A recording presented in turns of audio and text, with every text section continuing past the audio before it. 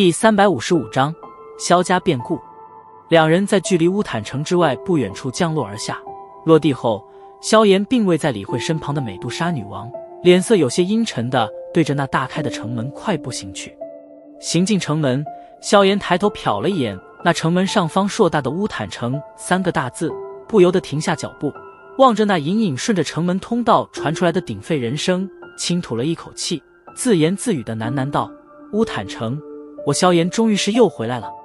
举步行进城门，穿过有些阴暗的城门通道，然后眼前阳光骤然大亮，萧炎微微抬头，那透着一抹亲切与熟悉的交错街道出现在了视线之中。